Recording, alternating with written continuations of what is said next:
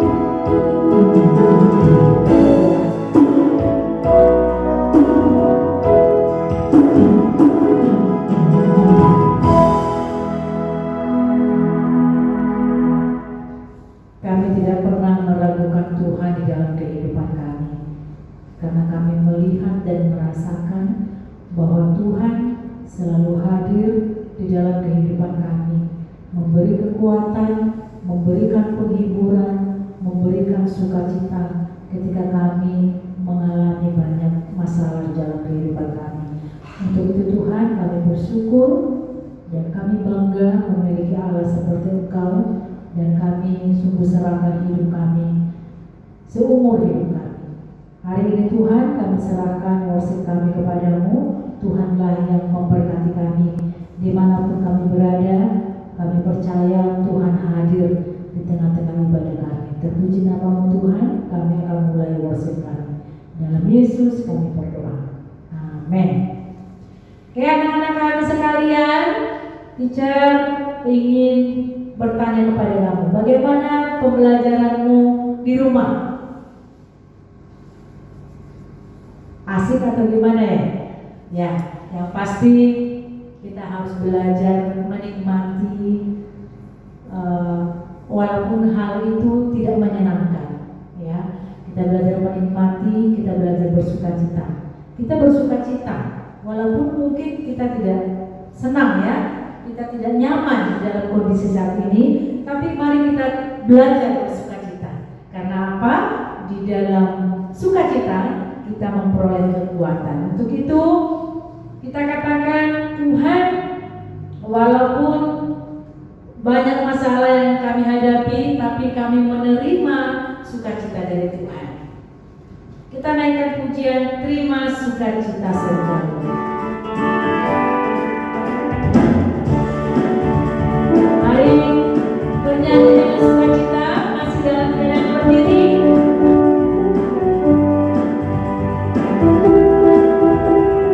Inilah yang menjadi sukacita kita di hadapan Tuhan.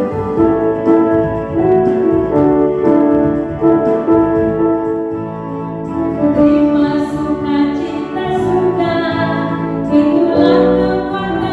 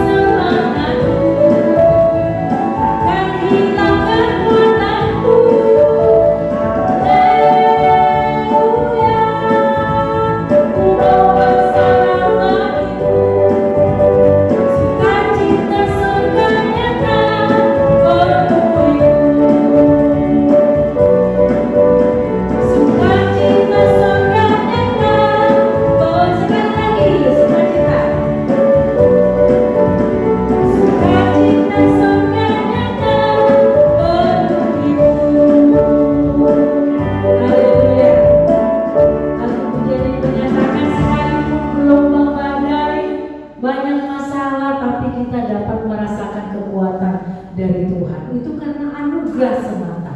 Itu karena Tuhan yang memberi kekuatan kepada kita. Untuk itu kembali kita naikkan, Tuhanlah kekuatan dan mazmurku.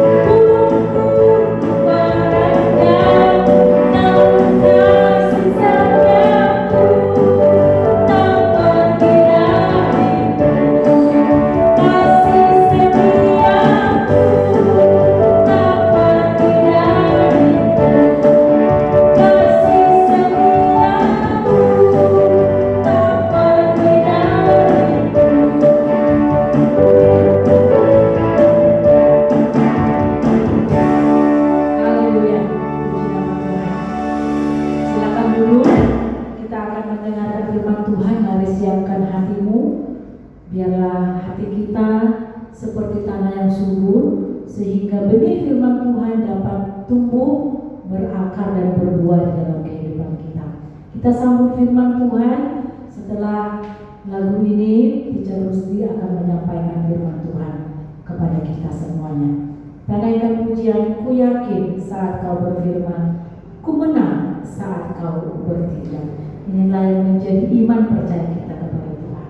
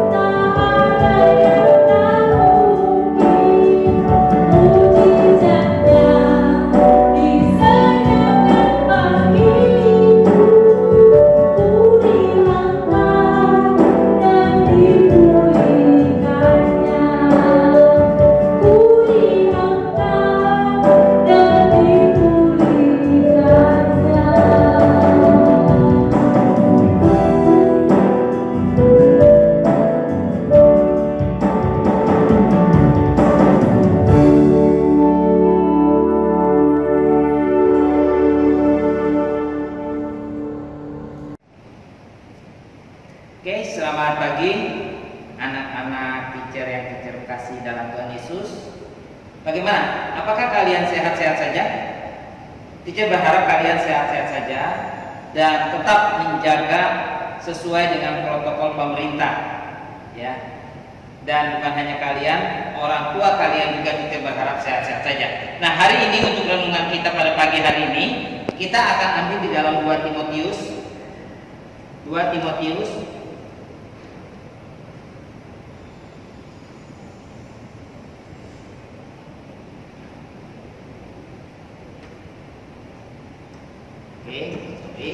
kita ambil 2 Timotius pasal 3. 2 Timotius pasal 3 ayat 1 sampai dengan ayat yang ke-7.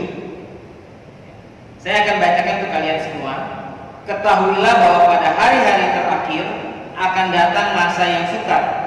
Manusia akan mencintai dirinya sendiri dan menjadi hamba uang. Mereka akan membual dan menyombongkan diri. Mereka akan menjadi penfitnah. Mereka akan berontak terhadap orang tua dan tidak tahu berterima kasih, tidak mempedulikan agama, tidak tahu mengasihi, tidak mau berdamai, suka menjelekkan orang, tidak dapat mengekang diri, garang, tidak suka yang baik, suka mengkhianat, tidak berpikir panjang, berlagak tahu, lebih menuruti hawa nafsu daripada menuruti Allah.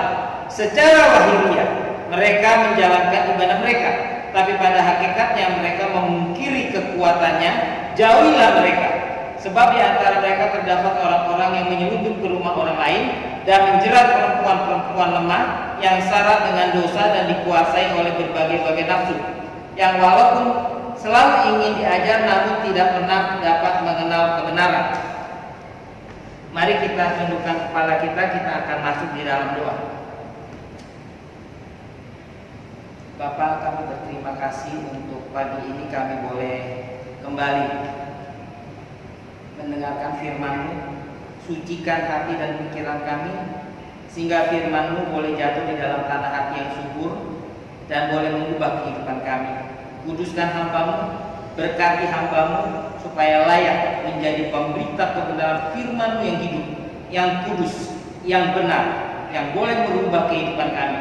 Demi nama Tuhan kami Yesus Kristus kami mohon dan kami berdoa. Amin.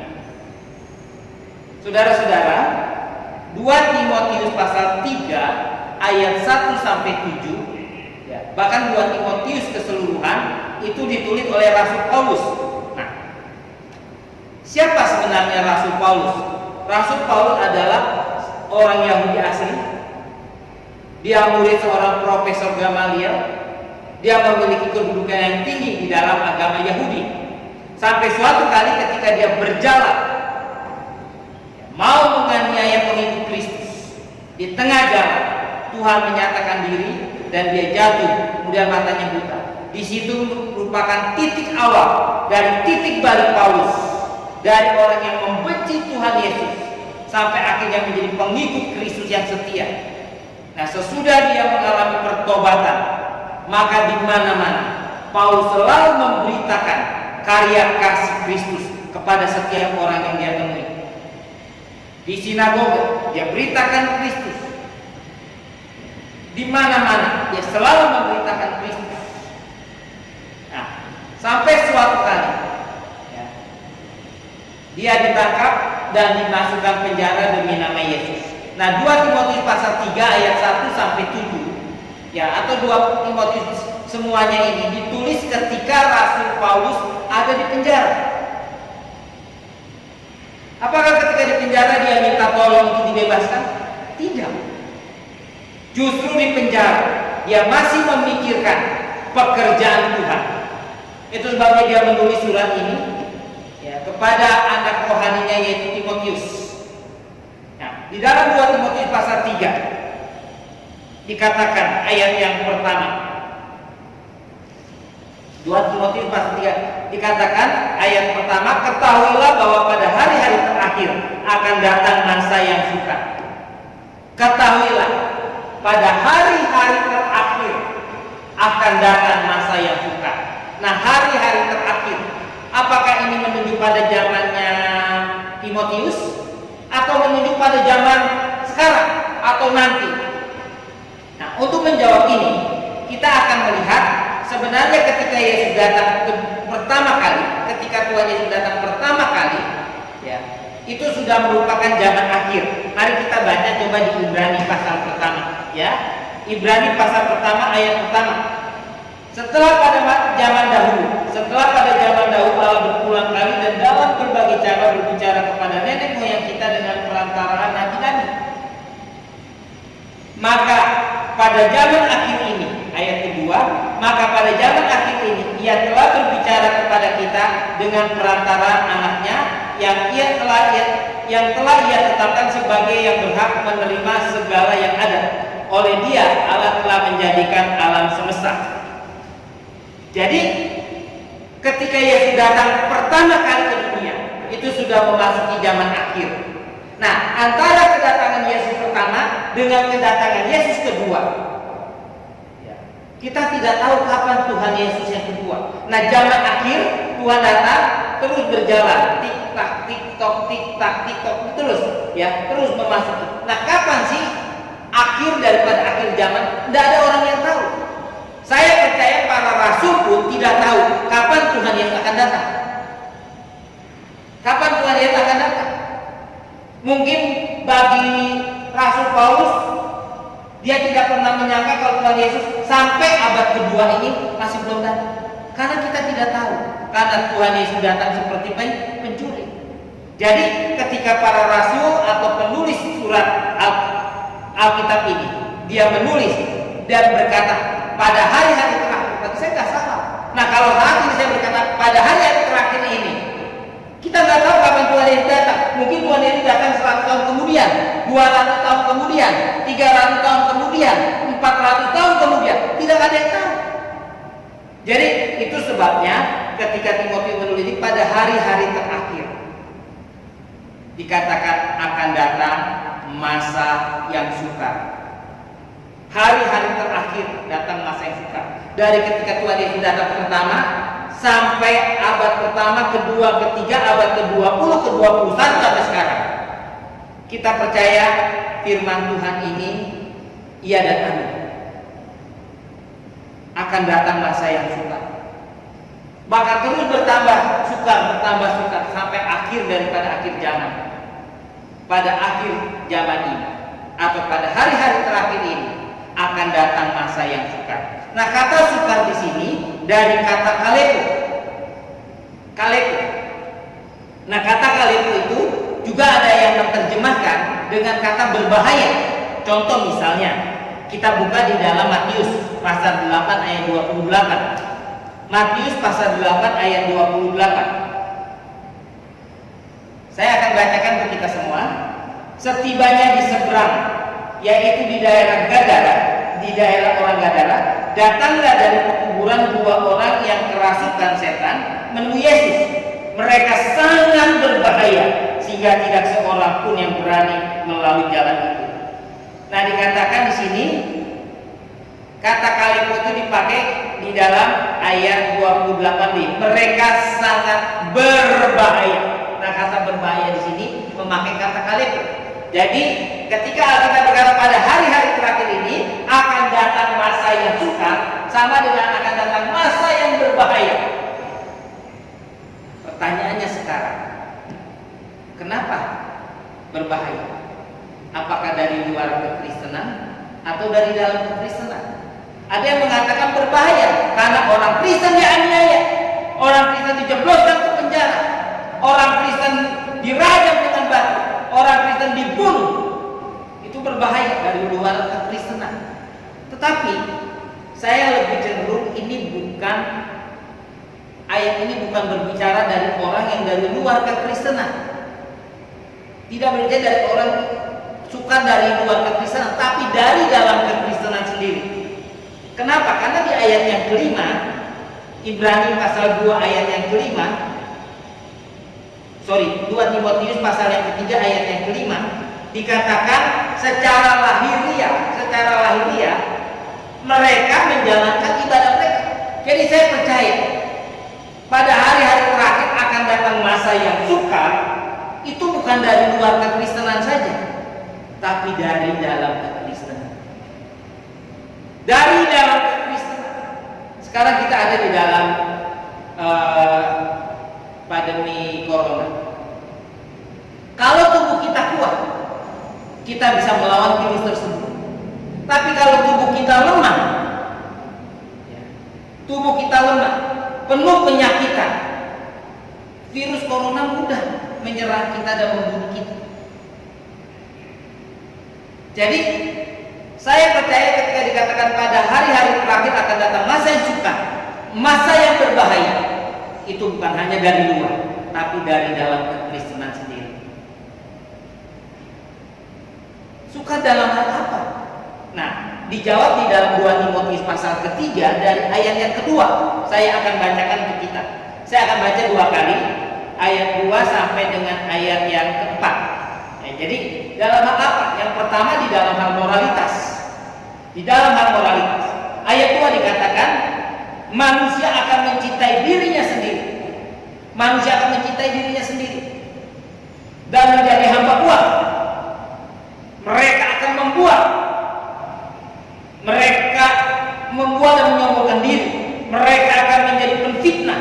Mereka akan berontak terhadap orang tua dan tidak tahu berterima kasih, tidak mempedulikan agama, tidak tahu mengasihi, tidak mau berdamai, suka menjelekkan orang, tidak dapat mengekang diri, garang, tidak suka yang baik, suka berkhianat, tidak berpikir panjang, berlagak tahu, lebih menuruti hawa nafsu daripada menuruti Allah.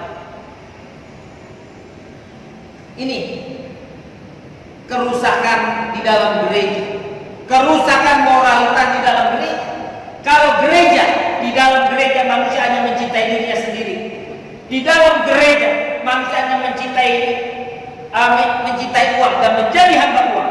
Di dalam gereja manusia membuang dan menyombongkan dirinya. Kalau di dalam gereja mereka akan menjadi penfitnah, mereka akan berontak terhadap orang tua dan tidak tahu berterima kasih dan tidak mempedulikan agama, tidak tahu mengasihi, tidak mau berdamai, suka menjelekkan orang, tidak dapat mengekang diri, garang, tidak suka yang baik, suka berkhianat, tidak berpikir panjang, berlagak tahu, lebih menuruti hawa nafsu daripada menuruti Allah.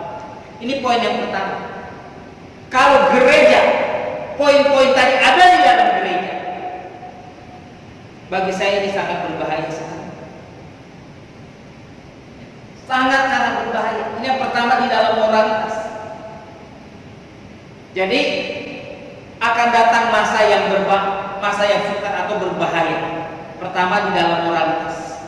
Pasal yang ketiga ayat 2 sampai 4. Dan yang kedua di dalam hal religius. Ayat yang kelima sampai ayat yang ketujuh. Di situ dikatakan secara lahiriah mereka menjalankan ibadah mereka.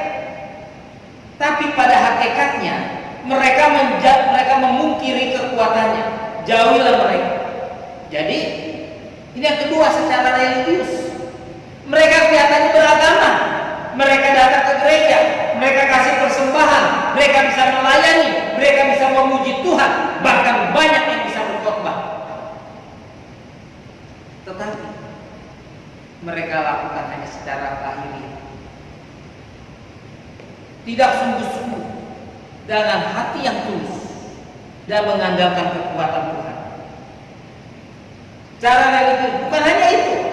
Sebab di antara orang-orang yang pergi ke gereja ini terdapat orang-orang yang menyelundup ke rumah orang lain dan menjerat perempuan-perempuan yang lemah, yang syarat dengan dosa dan dikuasai oleh berbagai-bagai nafsu. Jadi kebrengsekan di dalam gereja kita bisa lihat di dalam dua hal. Pertama, secara moralitas manusia mengalami kerusakan. Kedua, secara agama juga manusia mereka hanya datang hanya secara kelikuan, secara lahiriah, tapi mereka tidak sungguh-sungguh setia kepada Tuhan. Inilah dua hal yang kita bisa lihat kebrengsekan di dalam gereja, kebobrokan di dalam gereja. Nah, kalau gereja sudah seperti ini, sangat berbahaya. Itu sebabnya di dalam ayat pertama dikatakan ketahuilah. ketahuilah. Ini tidak dimaksud supaya Timotius hanya tahu pada hal tersebut. Ada alasan lain. Jadi kalau suatu kali Timotius melihat gereja seperti ini, dia tidak heran. Ya. Dia tidak heran atau kecil hati. Ini yang pertama. Yang kedua, ketika Paulus menjelaskan hal ini, hal yang kedua yang supaya Timotius ketahui, supaya Timotius selalu bisa berjaga-jaga, menjaga kemurnian daripada gereja. Jadi yang kedua yaitu Timotius harus waspada menjaga kemurnian gereja. Nah, terus menerus, karena bentuk ketahuilah itu bahasa aslinya bentuk present imperatif. Jadi terus menerus, bukan masa lalu, bukan masa depan. Timotius harus terus menerus bisa waspada menjaga kemurnian gereja.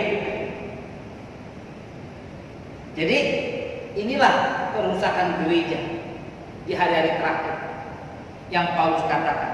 Nah sekarang pertanyaannya, mengapa gereja bisa mengalami kebobrokan seperti ini? Karena satu hal, karena manusia yang tadinya mengasihi Tuhan. Ketika manusia mengasihi Tuhan, ketika manusia dekat dengan Tuhan, manusia akan rindu belajar firman Tuhan, akan rindu membaca, belajar, menggali, merenungkan, melakukan firman Tuhan di dalam hidupnya. Ketika pertama kali manusia percaya, ketika manusia bersekutu dengan Tuhan, berelasi dengan Tuhan, bagi saya itu poin yang indah. Dan itu yang harusnya ada di dalam diri kita sebagai anak-anak Tuhan, yaitu kembali mengasihi Tuhan. Nah, bagaimana kita bisa kembali mengasihi Tuhan? Caranya sederhana. Baca firman Tuhan, renungkan firman Tuhan, gali firman Tuhan, lakukan firman Tuhan, taati firman Tuhan dalam hidup kita. Kalau ini terjadi, saya percaya gereja akan tetap menjadi kuat. Sehingga masalah moralitas tadi disebutkan dan masalah religius enggak mungkin ada di tengah-tengah orang yang hidup mengasihi Tuhan. Karena ketika kita mengasihi Tuhan, kita akan mengasihi firman-Nya. Kita akan membaca firman-Nya. Kita akan menggali firman-Nya. Kita akan merenungkan firman-Nya. Kita akan mentaati firman-Nya. Dan kita akan melakukan firman Tuhan di dalam kehidupan kita. Saya berharap sekali untuk kalian yang saya anggap seperti anak-anak saya, seperti adik-adik saya, seperti teman saya. Mari kita berjaga-jaga. Jangan sampai poin yang ke-2 sampai ke-5, ke-7 tadi itu ada. Jangan sampai kita mencintai diri kita sendiri, egoisme, menjadi hamba uang, tamak, suka berbohong, menjadi penfitnah, tidak taat kepada orang tua, tidak tahu berterima kasih, tidak menunjukkan agama, tidak tahu mengasihi, tidak mau berdamai, suka menjelekkan orang, tidak dapat menekan diri, galak, tidak suka yang baik, suka berkhianat, tidak berpikir panjang, berlagak tahu, lebih menuruti hawa nafsu daripada menuruti Allah. Kalau kita betul-betul kembali kepada Tuhan, mengasihi Tuhan, hal ini sekalipun ada, terus kita akan bergumul. Kalau bisa itu disingkirkan di dalam kehidupan kita. Nah, kalau kita mengasihi Tuhan, tidak mungkin kita ke gereja hanya lahiriah. Kalau kita mengasihi Tuhan, kita ke gereja dengan hati yang mengasihi Dia. Ketika kita melayani Tuhan, kita melayani Tuhan bukan hanya lahiriah, kita melayani Tuhan dengan mengasihi Dia. Ketika kita memuji Tuhan bukan hanya keluar dari mulut tok, tapi mengasihi Tuhan dengan hati yang mengasihi Dia. Karena kasih kepada Tuhan itu menjadi dasar motivasi kita beribadah kepada Dia. Saudara-saudara, sudahkah kita mengasihi? Kalau kita sungguh-sungguh mengasihi Tuhan, saya percaya kita dijauhkan dari dosa-dosa moralitas tadi dan juga dari dosa religius.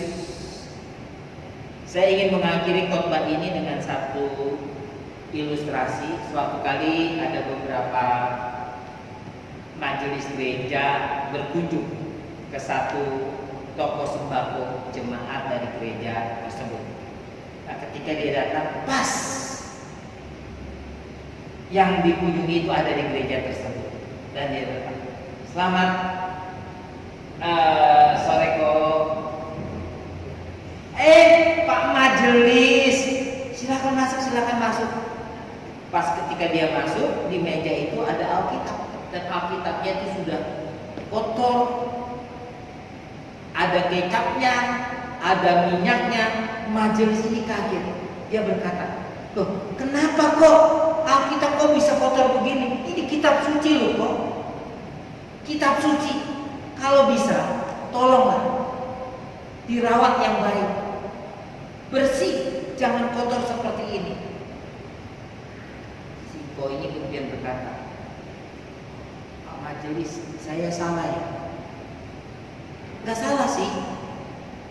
"Iya, gini loh Pak majelis," kata Ko ini.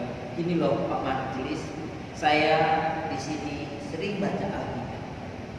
Ada tamu datang mau membeli sesuatu, saya layani. Ada yang beli kecap, saya layani. Nah, kemudian saya cuci tangan kan jauh, saya lap, akhirnya saya pegang Alkitab kembali. Ada orang beli minyak juga, gitu. Sehingga Alkitab saya kotor. Tapi ketika Alkitab saya kotor, jangan lupa Pak majelis, hati saya tambah lama tambah disucikan oleh firman. Disucikan oleh firman. Jadi memang Alkitab saya kotor, tapi hati saya tambah bersih." Nah, saudara, ada orang punya Alkitabnya bersih sekali, tapi hatinya tetap kotor. Ada kedua, ada orang punya Alkitabnya kotor, hatinya dibersihkan oleh Alkitab yang dia baca. Yang ketiga yang paling berbahaya, udah Alkitabnya kotor, hatinya tetap kotor. Itu yang ketiga. Nah, saudara, mari kita kembali mengasihi Tuhan dan mentaati firman. Karena di dalam 2 Timotius pasal 3 ayat 16 dikatakan, "Segala tulisan diilhamkan Allah bermanfaat untuk mengajar, untuk menyatakan kesalahan, untuk memperbaiki kelakuan, dan untuk mendidik kita dalam kebenaran." Dan ayat ke-17 dikatakan, "Dengan demikian kita yang adalah umat kepunyaan Allah diperlengkapi untuk setiap perbuatan baik." Saya berharap kalian menjadi anak-anak Tuhan yang mengasihi Tuhan, yang rindu membaca Alkitab, merenungkan Alkitab, menggali Alkitab, mentaati Alkitab. Dengan demikian kalian adalah calon-calon penerus gereja yang bisa menjaga kemurnian gereja pada masa-masa yang akan datang. Mari kita tundukkan kepala kita masuk di dalam doa menuntut firman Tuhan. Bapa kami yang di surga, terima kasih untuk pagi ini kami boleh belajar bersama-sama akan firman Tuhan. Kami rindu Tuhan, firman Tuhan ini boleh menjadi kekuatan di dalam kehidupan kami. Sekali lagi, hamba rindu Roh yang kudus yang sudah mengilhamkan para penulis Alkitab menulis kebenaran firman Tuhan ini. Pada saat ini kami berdoa kiranya Roh-Mu yang kudus, Roh Kudus-Mu juga yang boleh memimpin firman ini masuk di dalam hati kami dan mengubah kehidupan kami. Hanya di dalam nama Yesus Tuhan dan Juru Selamat kami hidup. Kami serahkan seluruh anak-anak kami di tempat ini yang mendengar ini ke dalam tangan pemeliharaan Tuhan dan pimpinan Tuhan. Kiranya Tuhan yang bekerja terus di dalam kehidupan mereka melalui firman yang mereka boleh dengar. Demi nama Yesus Tuhan dan Juru Selamat kami hidup, kami mohon dan kami berdoa. Amin. Bagaimana? Sudah disegarkan karena pemberitaan firman Tuhan hari ini? Benar. Amin ya. Pasti kita sudah disegarkan oleh pemberitaan firman Tuhan yang kita dengarkan pagi ini. Untuk itu mari kita serahkan hidup kita kepada Tuhan. Kita bernyanyi, tiap langkahku diatur oleh Tuhan, karena inilah keyakinan kita. Hanya Tuhan yang mengatur langkah hidup kita.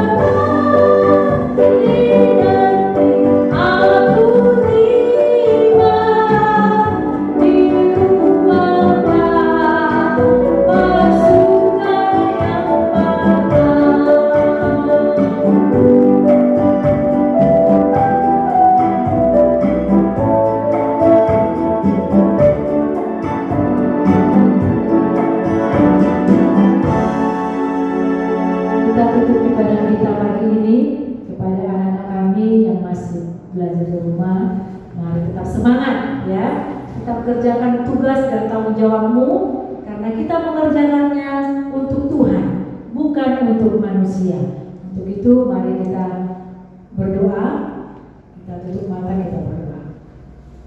Terima kasih Tuhan untuk ibadah kami pada pagi ini. Terima kasih untuk firman Tuhan yang mengingatkan kembali kami supaya kuat di dalam menghadapi apapun di dalam kehidupan kami.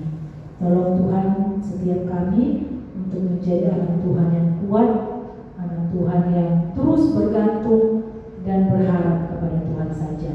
Berkati anak-anak didik kami Tuhan di rumah, jagailah mereka Tuhan, jauhkanlah mereka dari COVID-19 ini ya Tuhan.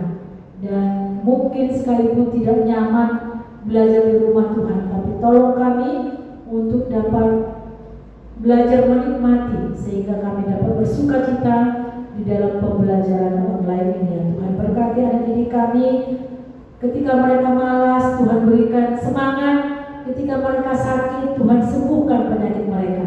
Demikian juga Tuhan orang tua anak didik kami, Tuhan berkatilah, cukupkanlah kebutuhan anak didik kami Tuhan. Berkati pekerjaan orang tua anak didik kami, berikan kesehatan kepada mereka Tuhan.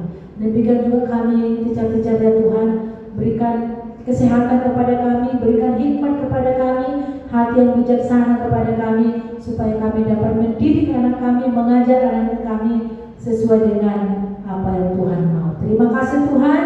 Ini doa kami, sungguh kami serahkan hidup kami sepanjang minggu ke depan. Tuhan yang menolong dan memberkati kami. Terpuji namamu, hanya di dalam nama Yesus kami berdoa.